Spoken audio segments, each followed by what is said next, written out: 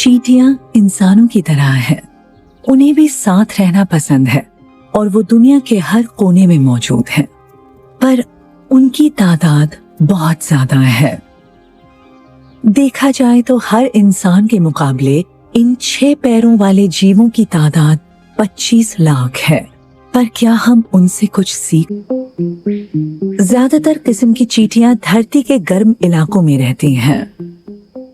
यहाँ अमेज़न के rain forest में आपको सबसे छोटी चींटियां मिलेंगी और सबसे बड़ी भी।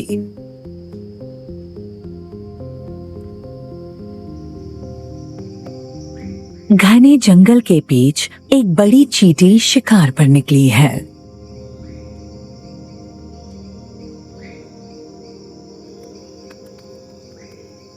ये वो चींटी है जिससे इंसान भी बचकर रहते हैं। इस बुलेट एंड चींटी के डंक से बंदूक की गोली जैसा दर्द होता है, इसलिए इसे ये नाम मिला है। इस बड़ी प्रजाति की मजदूर चींटियां अकेले ही शिकार करती हैं और बहुत धीरे धीरे। बड़ी और खूंखार होने की वजह से इन 2 सेंटीमीटर लंबी चींटियों के दुश्मन भी बहुत कम हैं। ये बीक्ड टोड यानी चोंच वाला मेंढक भी जानता है कि इस चींटी से उलझना ठीक नहीं।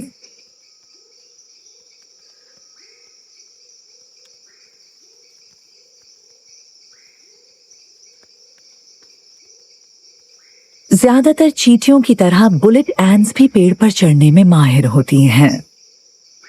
पेड़ों के ऊपरी हिस्सों से उलझी हुई बेलें और डालियां जमीन तक आती हैं और एक छोटे पेड़ के तने से रास्ता सीधा जमीन के अंदर उनके बिल तक जाता है।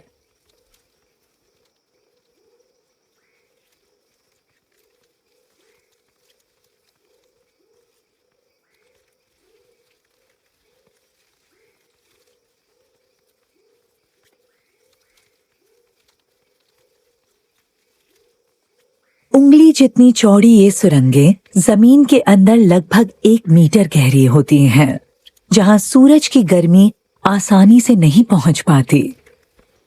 यहीं इन बुलेट एंड्स का खजाना छिपा होता है।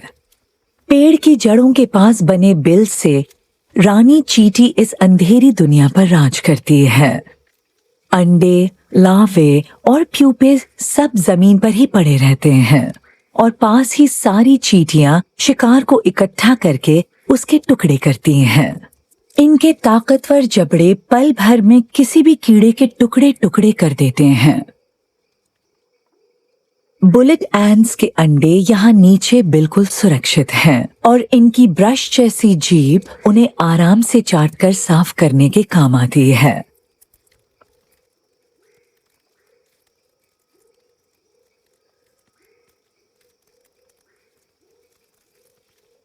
अब बारी है अगले शिकार की।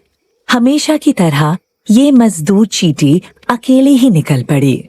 वो मौका मिलते ही हमला करने और डंक मारने के लिए तैयार है।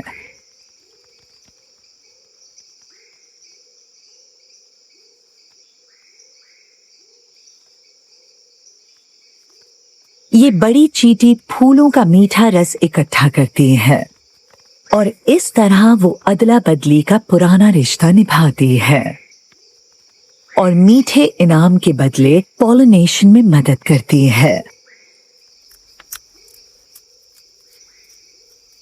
लेकिन सिर्फ फूलों के मीठे रस से कॉलोनी में पल रहे चींटियों के बच्चों का पेट नहीं भर सकता। उन्हें कीड़ों के शरीर से मिलने वाला प्रोटीन भी चाहिए। इसके लिए ये मजदूर चींटी अब ज्यादा ताकत से शिकार करेगी।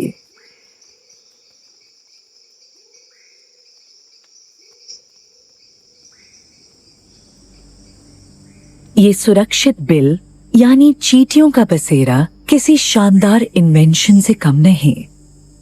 ये कॉलोनी इन चींटियों के लिए सबसे जरूरी है, जहां से वो अपने इलाके की निगरानी और उसकी हिफाजत करती हैं। अमेज़न के इस जंगल में करीब 400 किस्म की चींटियां रहती हैं। जमीन के अंदर से लेकर पेड़ों के सबसे ऊपरी हिस्से तक हर जगह इनका बसेरा है।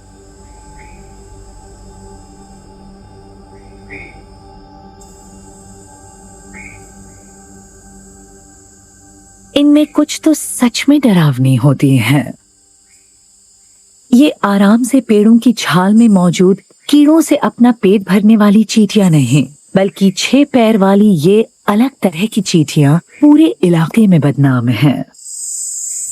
अगर ये कहीं दिख जाएं, तो इन पर नजर रखना और जितनी जल्दी हो सके उस जगह से भागकर दूर चले जाना ही बेहतर है।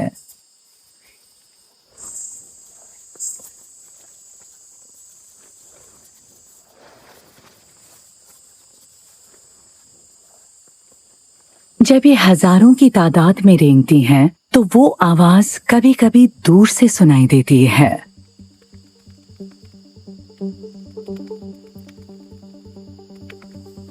तेजी से इधर उधर भागते इन नारंगी रंग के जीवों से रेन फॉरेस्ट के लगभग सारे जानवर डरते हैं। ये है आर्मी एंट्स।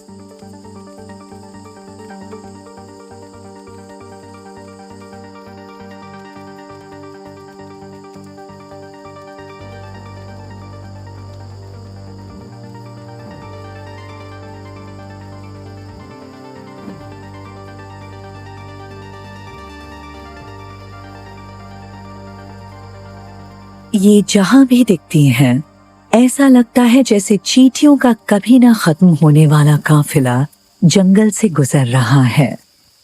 इस पूरे काफिले को गुजरने में 1 घंटा भी लग सकता है। ये हमेशा अपने बच्चों को साथ लेकर चलती हैं। आर्मी एंट्स किसी बिल में नहीं रहती, वो हमेशा चलती रहती हैं।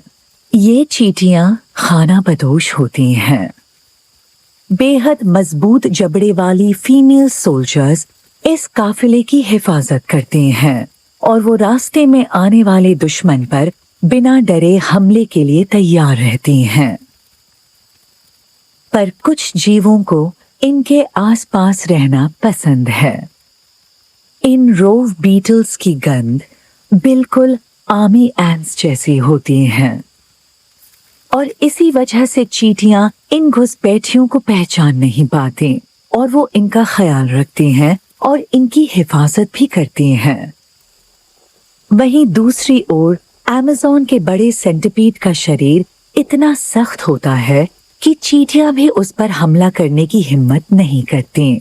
वो इस रुकावट के रास्ते से हटने तक बस ट्रैफिक जैम में इंतजार करती हैं। पर कभी कभी आर्मी एंट्स की रानी और उसके लार्वे को आराम की जरूरत होती है। तब ये चींटियां एक दूसरे से चिपक कर एक अस्थायी बसेरा तैयार करती हैं, जो बाहर से दिखने में बस एक ढेर जैसा लगता है, पर अंदर काम की हर चीज बिल्कुल सही जगह पर मौजूद होती है। देखा जाए तो ये आर्मी एंट्स भी पूरी तरह से बिना घर के नहीं रहती। यहीं वो अपना खाना जमा करती हैं। रोव बीटल्स यहीं आराम करते हैं और यहीं पर रानी अपने लार्वे के साथ सोती है। लेकिन तादाद के मामले में अमेज़न के इस जंगल में आर्मी एंट्स सबसे आगे नहीं हैं। यहाँ जंगल की जमीन पर लाखों बिल बनाने वाली एक और किस्म की चींटी भी मौजूद है।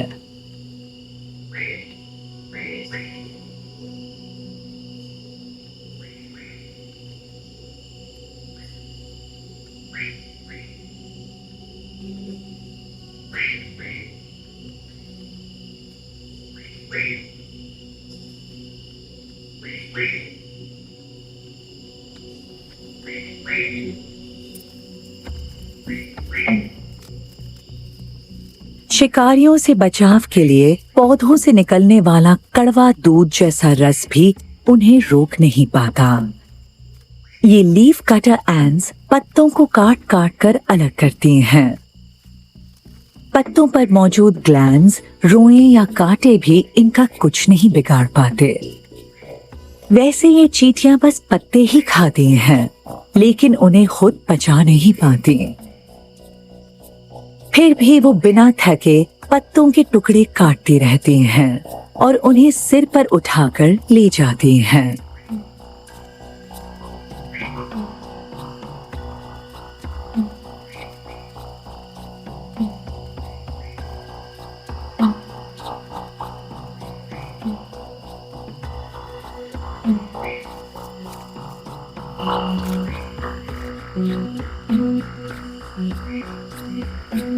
ये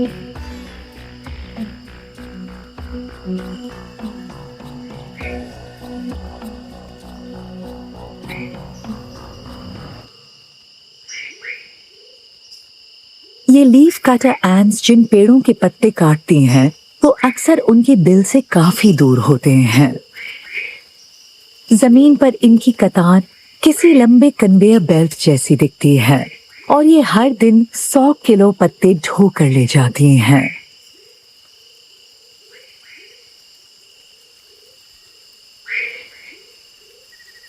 लीफ कटर कॉलोनी की चींटियों को ताजा पत्तों की बहुत जरूरत होती है, इसलिए वो दिन रात काम में जुटी रहती हैं। पर ये सबसे ज्यादा मेहनत अंधेरा होने के बाद करती हैं। रात के अंधेरे में ये दुश्मनों से बची रहती हैं, खासकर उन पैरासिटिक फ्लाइज से जो दिन में पत्तों पर अंडे देती हैं, ताकि उन्हें चोरी छिपे चींटियों के बिल तक पहुंचाया जा सके।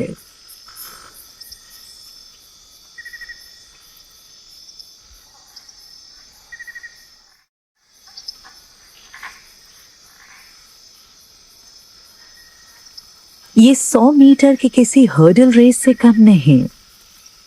पत्ते के हर टुकड़े का वजन चींटी के अपने वजन का आधा होता है। अगर कोई इंसान ऐसा करना चाहे तो उसे अपने सिर पर 6 बोलिंग बॉल्स उठाकर कई किलोमीटर चलना होगा।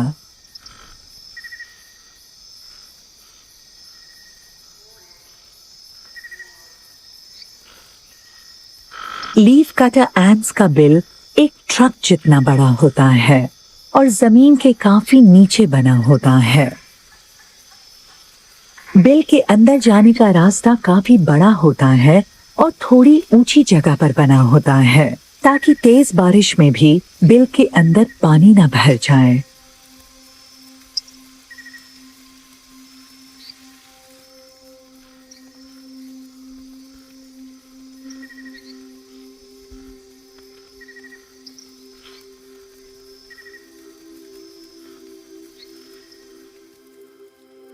जमीन से करीब 2 मीटर की गहराई में इन लीफ कटर एंट्स का राज छिपा होता है। यहाँ है शहद का छत्ता जैसा दिखने वाला एक बड़ा सा फंगस, जो एक बड़े कद्दू के बराबर है।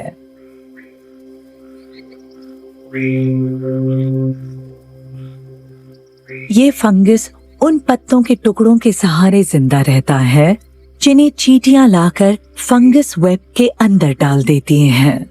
बदले में चींटियां फंगस के छोटे छोटे हिस्सों को खाती हैं, जो उनके खाने का इकलौता जरिया है।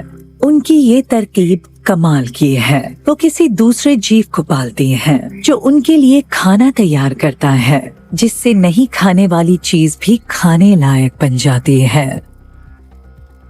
ये दोनों के फायदे की बात है, जिसमें फंगस और चींटी एक दूसरे के सहारे जीते हैं।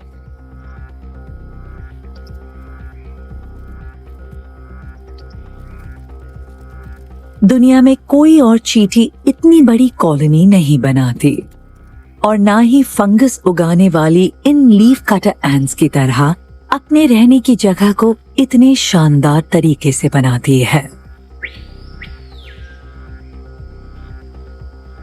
पर इस मामले में अमेज़न रेन फॉरेस्ट की ये चींटियां अकेली नहीं हैं। दुनिया में कुछ और चींटियां भी फंगस उगाती हैं।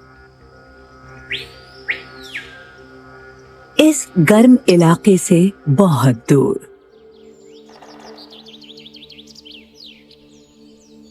सेंट्रल यूरोप में चींटियां पेड़ों पर चढ़कर अपने फंगस के लिए खाना इकट्ठा करती हैं। ये जेट ब्लैक एंट्स एफिड्स के झुंड को पालती और इसकी हिफाजत करती हैं। बस एंटेनी को जरा सा हिलाते ही एफिड्स मीठे रस की बूंदें बाहर निकालने लगते हैं।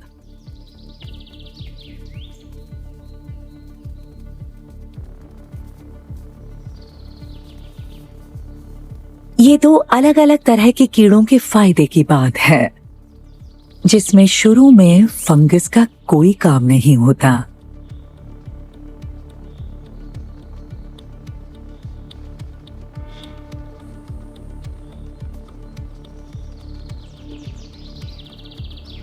पेट पूरी तरह से भर जाने के बाद ये जेट ब्लैक एंट्स नीचे जमीन की तरफ उतरना शुरू करती हैं। लीफ कटर एंट्स की तरह इन्हें भी अपने बिल तक का सफर तय करना पड़ता है। अक्सर इनका बसेरा किसी खोखले पेड़ के अंदर होता है।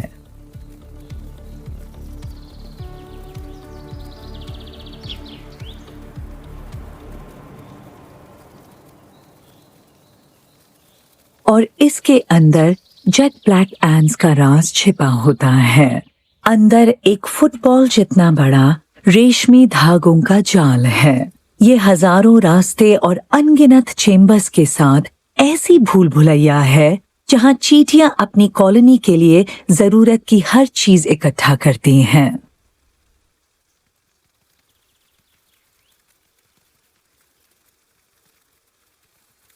इसकी बुनियाद चबाई हुई बेजान लकड़ी पर टिकी है, जिसमें जिंदा फंगल टिश्यूज भी मौजूद होते हैं। ये जेट ब्लैक एंट्स एफिड से मिले मीठे रस से इस फंगस का पेट भरती हैं। ये फंगस धीरे धीरे बढ़ता है, जिससे चींटियों के बसेरे को भी सही आकार और मजबूती मिलती है। यहाँ भी फंगस और चींटी दोनों को एक दूसरे से फायदा मिलता है।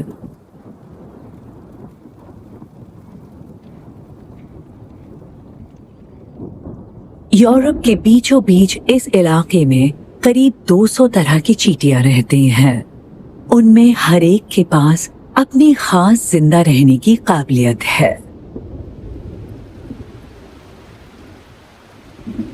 कुछ चींटियां बाढ़ वाले इलाके में रहती हैं और बाढ़ का सामना करती हैं, लेकिन ये छोटी छोटी चींटियां उड़ नहीं पाती, तो फिर वो बाढ़ आने पर अपनी हिफाजत कैसे करती हैं?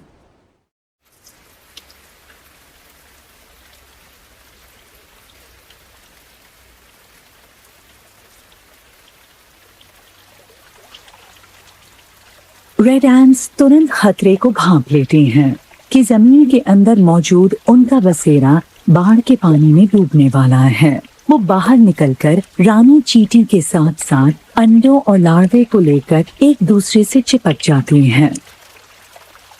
हर चींटी कई घंटों तक पानी के अंदर रह सकती है। फिर ये चींटियां बारी बारी से अपनी जगह बदलती हैं ताकि वो लंबे समय तक बारिश का सामना कर सकें। सब साथ मिलकर एक दूसरे की जान बचाते हैं।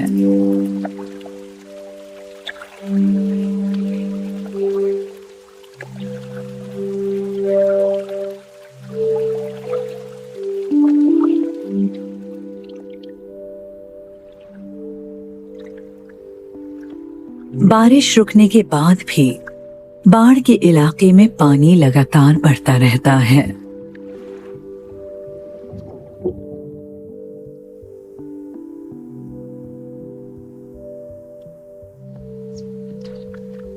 फिर छोटी छोटी जिंदा चींटियों की ये नाव पानी के ऊपर तब तक तैरती नजर आती है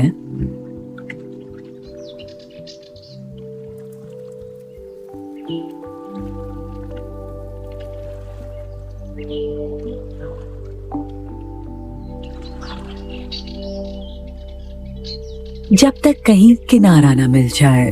तब ये रेड एंट्स अपने मुश्किल सफर के बाद कुछ वक्त के लिए जमीन पर थोड़ा आराम करती हैं।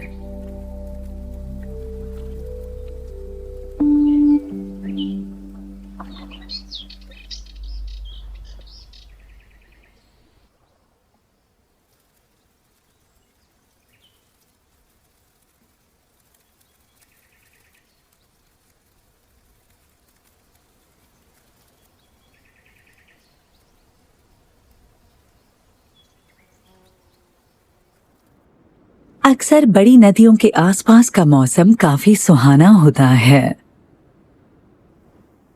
पर यहाँ सिर्फ अंगूर की खेती नहीं होती, बल्कि ज्यादातर दक्षिण के इलाकों में पाए जाने वाले जंगली पेड़ पौधे और जानवर भी दिखाई देते हैं। ये अनोखी चींटियां उन्हीं में से एक है जिनका खाना भी काफी अलग है।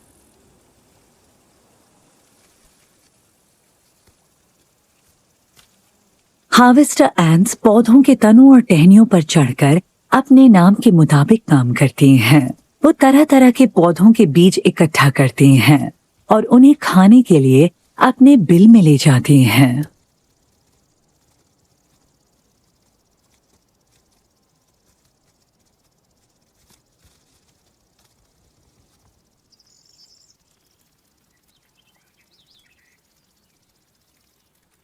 मजदूर चींटियां चारों तरफ से अलग अलग तरह के बीज लाती हैं।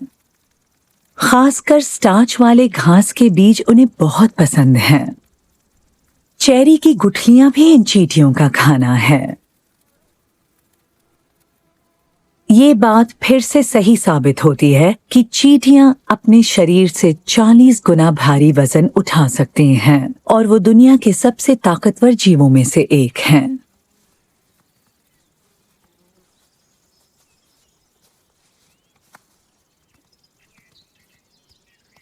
हार्वेस्टर एंट्स को डैंडलाइन के बीज भी बहुत पसंद है। इन चींटियों को बार बार महसूस होता है कि डैंडलाइन के बीज पर मौजूद रेशेदार हिस्से उनके रास्ते की रुकावट बनते हैं। जब डैंडलाइन का बीज बिल के अंदर जाने वाले रास्ते पर फंस जाता है, तब मजदूर चींटियां तुरंत उसका डंठल काट देती हैं। फिर उसे बिल में बाकी बीजों के साथ इकट्ठा करती हैं। जब इंसान खेतों में जहरीले केमिकल्स का इस्तेमाल नहीं करते थे, तब ये हार्वेस्टर एंट्स भी सुहाने मौसम वाले इलाकों में अनाज के खेतों में रहती थीं।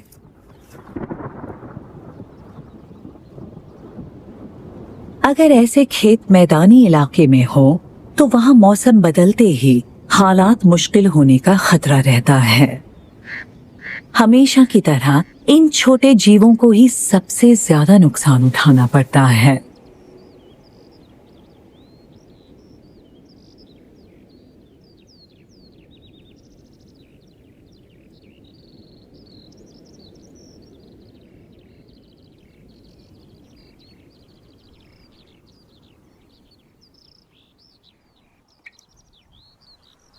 तेज बारिश और तूफान की वजह से गेहूं का खेत पानी में डूब गया। हार्वेस्टर एंट्स के बिल में भी पानी भर गया। पर इस बाढ़ में बेघर होने वाले वो अकेले जीव नहीं हैं।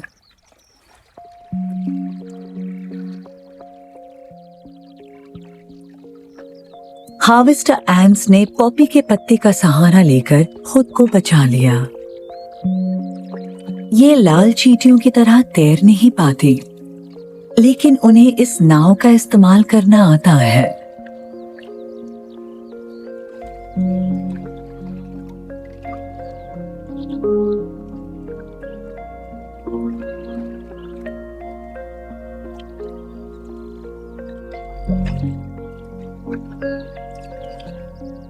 वो तब तक वहीं बैठी रहती हैं जब तक हवा और लहरें उन्हें किसी किनारे तक नहीं पहुंचा दे, और अपनी जान बचाने के लिए बिल्कुल उस मशहूर कहावत की तरह वो तिनके का सहारा लेती हैं।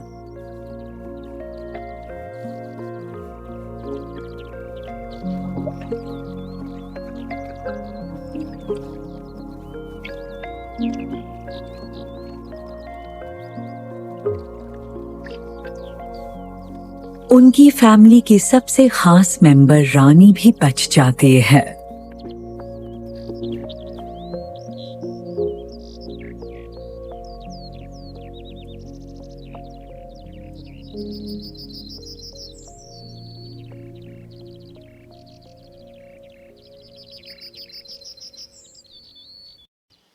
धरती पर ऐसी कोई जगह नहीं जहां के नेचुरल साइकिल में चींटियों का कोई रोल नहीं हो।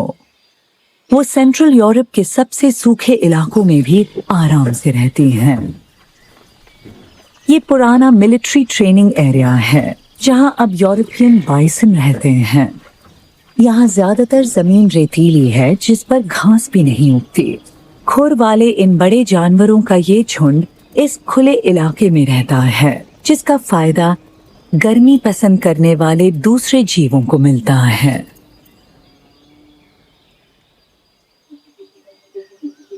पुरानी मिलिट्री बिल्डिंग्स के खंडहर अब जीवों के लिए प्रजनन और आराम करने की जगह बन गए हैं।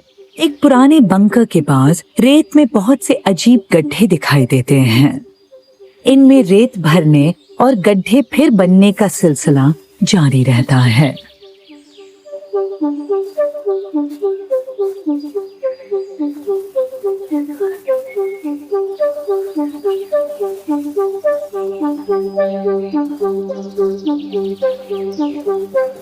बाइसन के गोबर के पास गड्ढा बनाना आइडिया बुरा नहीं है। शायद ये उनके लिए सबसे सही जगह है।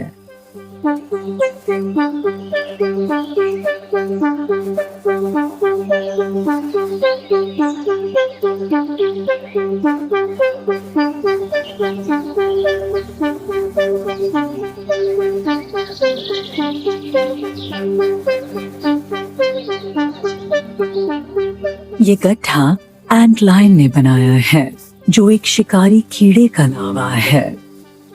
हर गड्ढे के नीचे मौजूद एंटलाइन अपने शिकार का इंतजार करता है। पास ही बहुत सारी वाइल्ड बीज अपनी बनाई हुई सुरंगों में रहती हैं।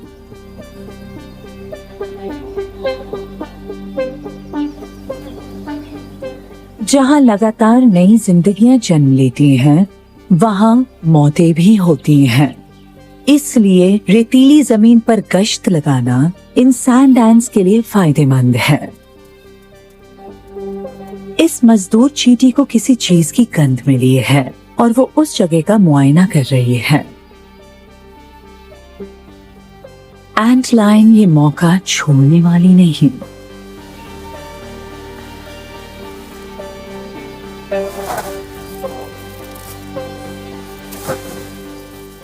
गड्ढे की दीवारें हिलने लगती हैं। ऊपर से गिरती रेत बाकी का काम कर देती है।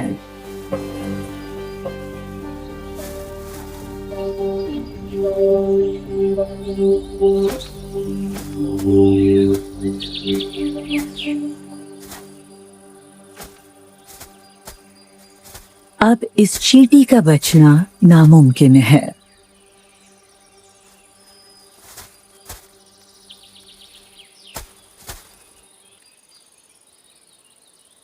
यूरोप के इस छोटे से रेगिस्तान में रात होते ही चींटियों के दुश्मन का नाजुक रूप दिखाई देता है। रेत के इस गड्ढे में एंटलाइन अब प्यूपा बन गया है। अब वो जमीन से एक उड़ने वाले कीड़े के रूप में बाहर निकलता है, जिसे एक पार्टनर की तलाश है।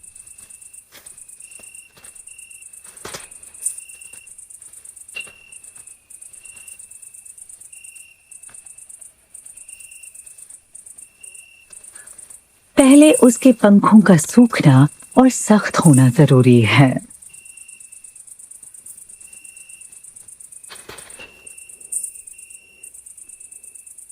फिर वो रात के अंधेरे में निकल पड़ता है।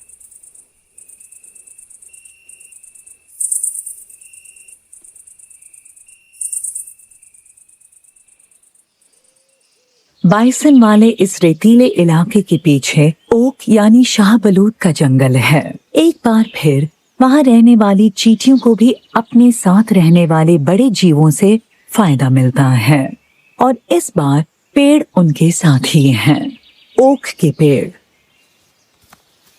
गर्मियों के आखिर में पेड़ों से फल नीचे गिरते हैं। चींटियों के लिए इनमें से कुछ एकॉन्स बेहद खास होते हैं।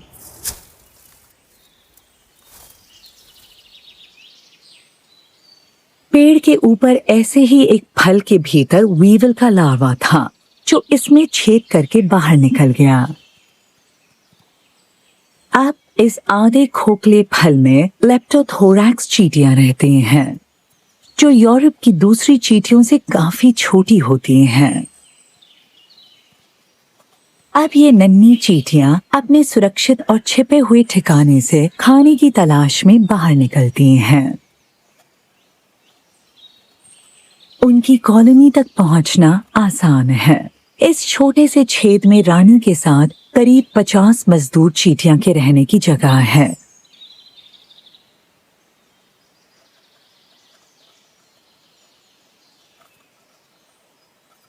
ओक के जंगल में पेड़ों का रस चूसने वाले एफिड से टपकने वाला मीठा रस उन्हें एनर्जी देता है।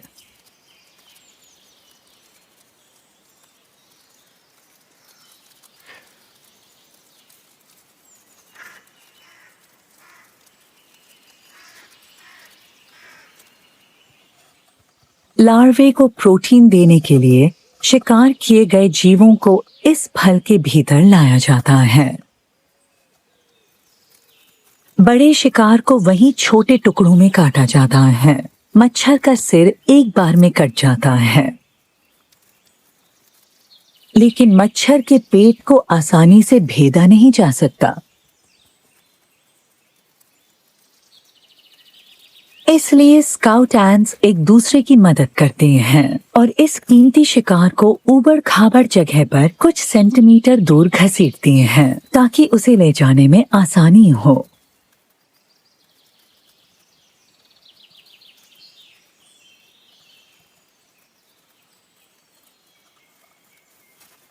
आखिरकार मच्छर को अंदर पहुंचा दिया जाता है। अगर सब ठीक रहा तो इससे कम से कम 1 हफ्ते तक इन लेप्टोथोरैक्स चींटियों का पेट भर सकता है।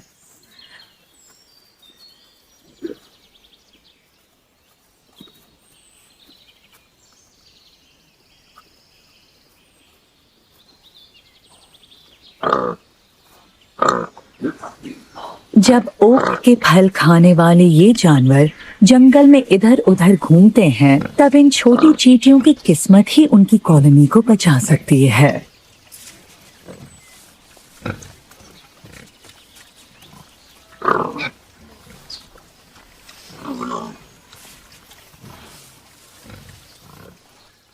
लेकिन जंगली शुकर इकलौते नहीं हैं जिन्हें ओक के फल पसंद हैं।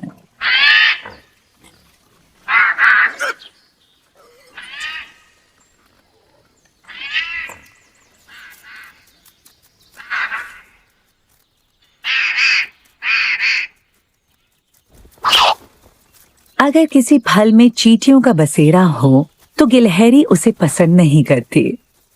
वहीं जे पक्षी को बस एक नजर में पता चल जाता है कि बिना चींटियों वाला कोई दूसरा फल शायद उसके लिए ज्यादा बेहतर होगा।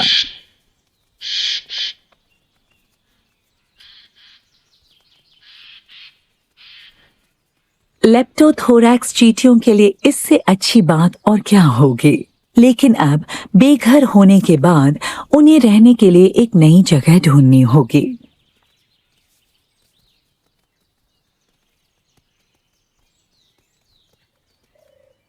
खाली पड़े घरों पर कब्जा करना चींटियों में आम बात है, पर अब हम जिस चींटी की बात कर रहे हैं उसमें खुद को ढालने की काबिलियत बेजोड़ है।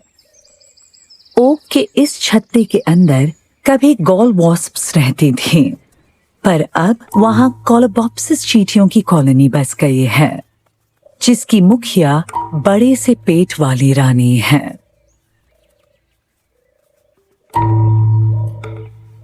उसके कुछ डिसेंडेंट्स के सिर की बनावट अनोखी होती है। इन सैनिक चींटियों का माथा सपाट और मजबूत होता है और इनका काम भी बहुत खास है। वो बाउंसर बनने के लिए ही पैदा हुई हैं। वो अपने सिर के प्लेट को छोटे से बिल के अंदर आने वाले रास्ते में फंसा कर रखती हैं। जब उनके परिवार की कोई चींटी पास आती है तो दरवाजा खुलता है और फिर बंद हो जाता है।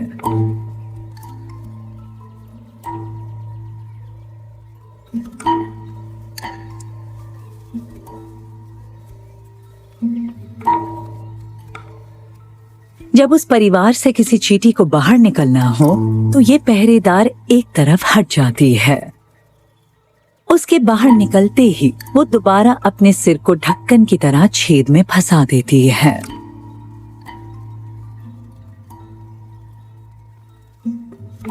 लेकिन कोई दुश्मन चींटी करीब आने की कोशिश करे तो ये पहरेदार चींटी अपनी जगह नहीं छोड़ती।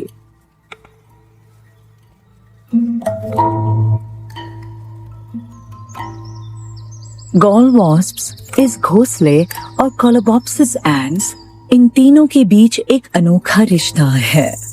कुछ और चींटियां भी ऐसे तीन तरफा रिश्ते में शामिल होती हैं, जैसे कि इस गीले घास के मैदान की रेड एंड्स। रेड एंड्स अजनबियों को देखते ही हमला कर देती हैं। इनमें अक्सर लड़ाई होती रहती है।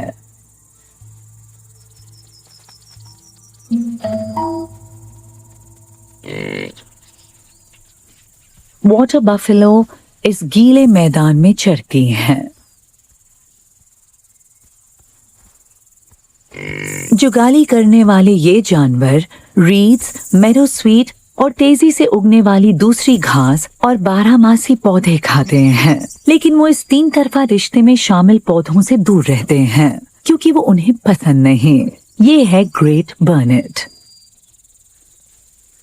मैदान की जमीन पर शिकारी लाल चींटियां एक मरी हुई मधुमक्खी को अपने बिल की तरफ ले जा रही हैं।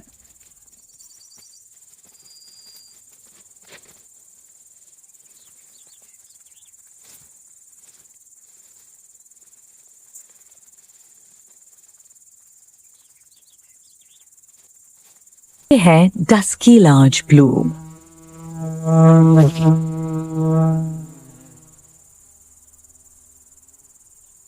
ये तितली ग्रेट बर्नेट के बिना जिंदा नहीं रह सकती। इसलिए नहीं कि इस तितली को इसका मीठा रस पसंद है, बल्कि इसलिए क्योंकि ये ग्रेट बर्नेट की कच्ची कलियों पर ही अपने अंडे देती है। उधर जमीन पर लाल चींटियां शिकार की तलाश में हैं। ऊपर गोल्फ की छोटी गेंदों की तरह दिखने वाले तितलियों के ढेर सारे अंडे कलियों से चिपके हुए हैं।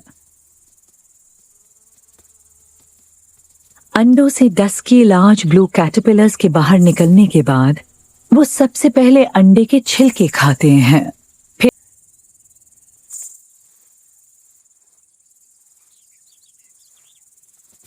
कैटरपिलर्स की गंध इन छोटे शिकारियों को उनके पास ले आती है।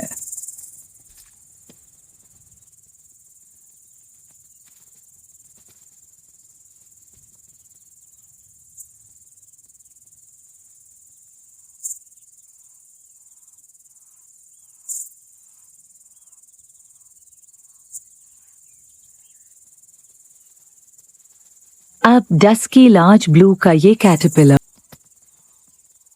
लेकिन केमिकल कैमोफ्लेज की वजह से लाल चींटियां कैटरपिलर को अपना शिकार नहीं मानती, बल्कि उसकी गंध उन्हें किसी चींटी के लार्वा जैसी लगती है। इसीलिए वो लार्वा को गोदाम में नहीं बल्कि एक बहुत ही खास जगह पर रखती हैं। वो उन्हें अपने ही लार्वा के बीच शामिल कर देती हैं। यहाँ वो इस बहरूपी की देखभाल करती हैं, जो जल्द ही बाकी सभी से कहीं ज्यादा बड़ा हो जाता है। ये शातिर कैटरपिलर बड़े आराम से यहाँ रहता है और वो महीनों तक इन चींटियों का लार्वा खाकर बड़ा होता है और किसी को जरा भी शक नहीं होता। फिर एक वक्त आता है जब वो प्यूपा में बदल जाता है और 1 साल बाद पूरी तरह से बड़ी डस्की लार्ज ब्लू तितली चींटियों के उस बिल से बाहर निकलती है।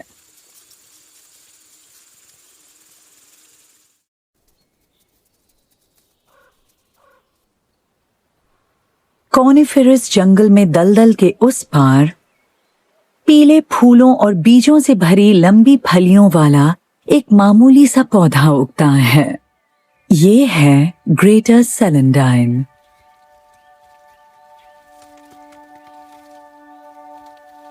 इन फलियों के पकने के बाद वो पूरी तरह से नीचे नहीं गिरती, बल्कि अचानक फटकर बीजों को इधर उधर बिखेर देती हैं। हर बीज में एक सफेद हिस्सा होता है जिसका बस एक ही काम है। ये सिर्फ चींटियों को लुभाने के लिए बनी है, जो बीज को जंगल में ले जाती हैं और फिर बस उस सफेद वाले हिस्से को खाकर बीजों को कहीं भी गिरा देती हैं। इस तरह चींटियां इस पौधे को फैलाते हैं और उस ऊबड़ खाबड़ मैदान में उगने वाले कई दूसरे पौधे भी इसी तरकीब का इस्तेमाल करते हैं। यहाँ दुनिया में अलग अलग तरह की चींटियों की सबसे बड़ी आबादी बसी है। अमेज़न के जंगलों में नहीं, बल्कि यूरोप के बीचों बीच मौजूद इस इलाके में चींटियों की लगभग 7 कॉलोनीज में 15 करोड़ से ज्यादा मजदूर चींटियां मिलजुल कर एक साथ रहती हैं। घास के हर टीले में येलो मेडो चींटियों की एक कॉलोनी है। चींटियों की इन कॉलोनीज की रानियां आपस में करीबी रिश्तेदार हैं, लेकिन उनमें से हर एक रानी चींटी अपने अपने इलाके पर राज करती है। चींटी के टीलों के ऊपर ढीली मिट्टी में पनपने वाली जड़ी बूटियां और घास उगाती है। टीले के अंदरूनी हिस्से में स्विस चीज की तरह अनगिनत छेद होते हैं।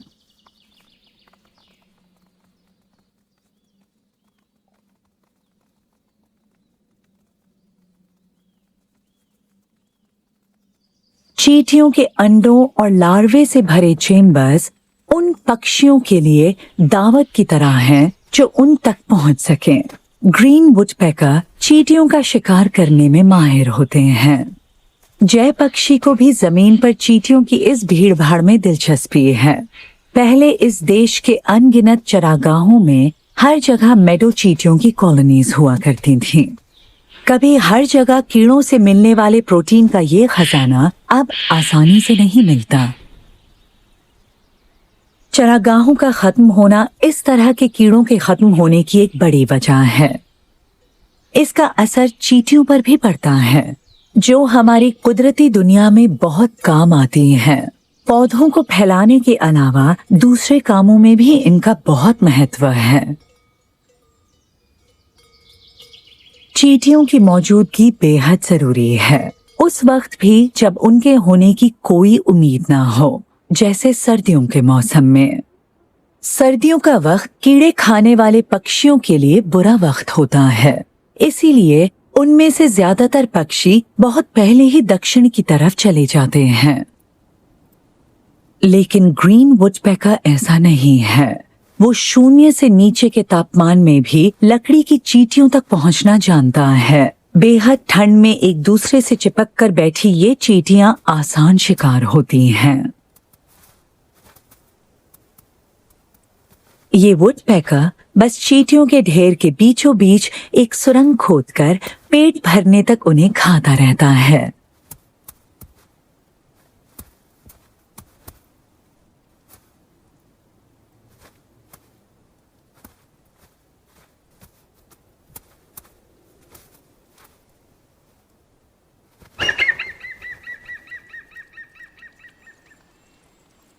नए साल की शुरुआत होती है और अब लकड़ी वाली चींटियों के जंगल में बर्फ धीरे धीरे पिघलने लगी है। ग्रीन वुडपेकर ने चींटियों के टीले पर अपने निशान छोड़ दिए हैं। अब चींटियों को जल्द से जल्द इसकी मरम्मत करनी होगी।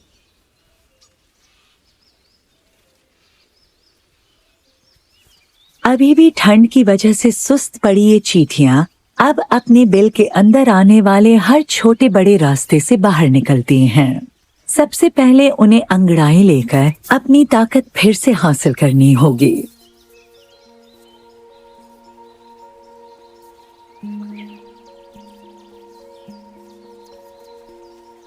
फिर वो वसंत के महीने में खिली धूप में खुद को गर्म करती हैं। चींटियां हजारों की तादाद में जमीन पर कालीन की तरह सूरज की रोशनी के पीछे पीछे चलती हैं।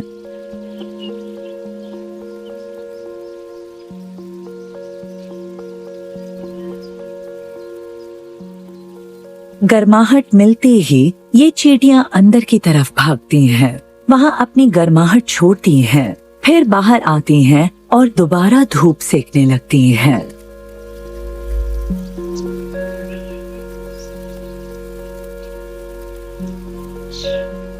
चींटियां 10 करोड़ साल से भी ज्यादा वक्त से इस धरती पर मौजूद हैं। तब से लेकर आज तक उन्होंने अपने आसपास के माहौल में जिंदा रहने के लिए कई अनोखी तरकीबें अपनाई हैं। वो एक दूसरे के साथ तालमेल बनाकर बड़े अच्छे से रहते हैं। तो क्या वो हम इंसानों के लिए एक मिसाल हैं? जब ये 6 पैरों वाले जीव रेजिन के टुकड़ों को दवा के रूप में खींचकर अपने बिल में लाते हैं तो वो हमें बड़े समझदार लगते हैं, पर असल में वो बस अपना काम कर रहे होते हैं। इंसान की बस्तियों से अलग चींटियों की कॉलोनीज एक बड़े परिवार की तरह होती हैं। आमतौर पर उनमें एक माँ, रानी चींटी, उनके बच्चे और काम करने वाली चींटियां होती हैं जो आपस में बहनें होती हैं। फिर भी चींटियां हमें ये सिखाती हैं कि पूरा समुदाय और उसमें रहने वाले हर सदस्य की भलाई के लिए मिलजुल कर काम करना और काम का सही बंटवारा बहुत जरूरी है।